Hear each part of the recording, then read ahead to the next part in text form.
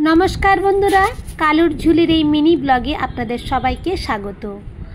आमरा जून मासे जांस्कार भ्याली टूरे गिয়েছিলাম আর এই जांस्कार भ्याली टूरे যেতে আমাদের এক রাত কাটাতে হয়েছিল সোনমার্গে।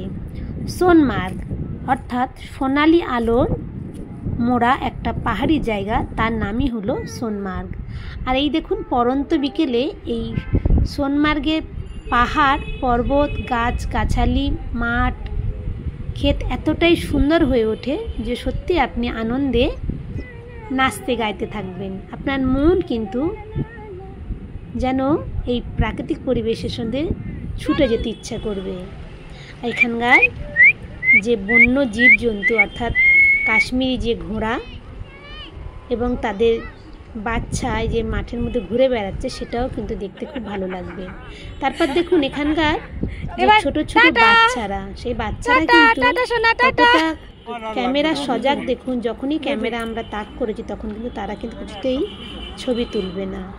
আর এই এত সুন্দর প্রাকৃতিক পরিবেশে একটুখানি রিলস না বানালেই কি আর হয়, তাই একটুখানি নিজের মতো করে নাচ গান করছিলাম। আর আমার হাজবেন্ড তিনি তো পোজ দিয়েই যাচ্ছিলেন, কখনো বলছেন এইভাবে ছবি তুলবো, কখনো বলছেন এইভাবে ছবি তুলো। তো যাই হোক, তবে এখানে একটা কথা বলে রাখি, পেহেলগামে ঘটনা ঘটে যাওয়ার পরে কাশ্মীরে কিন্তু ট্যুরিস্ট আসা প্রায় বন্ধ হয়ে গিয়েছে। তাই সবচেয়ে বিপদের সম্মুখীন হয়েছে কিন্তু এখানকার লোকাল মানুষরা।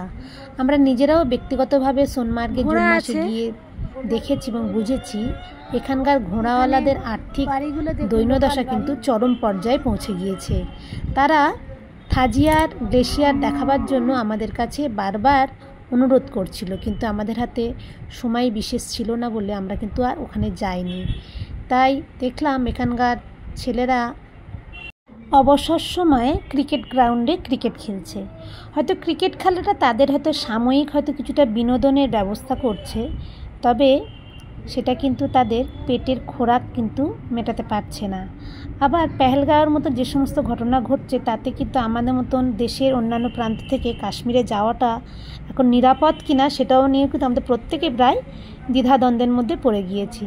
তাই বিষয়টা আমি এখন আপনাদের উপর ছেড়ে দিতে চাই, কারণ আপনারাই এখন বিচার করুন যে কাশ্মীরের এই অবস্থা থেকে এদেরকে বের হয়ে আসা উচিত কি উচিত না, সেটা অবশ্যই আপনারা কমেন্টসে লিখে পাঠান। ভিডিওটা দেখার জন্য সবাইকে ধন্যবাদ।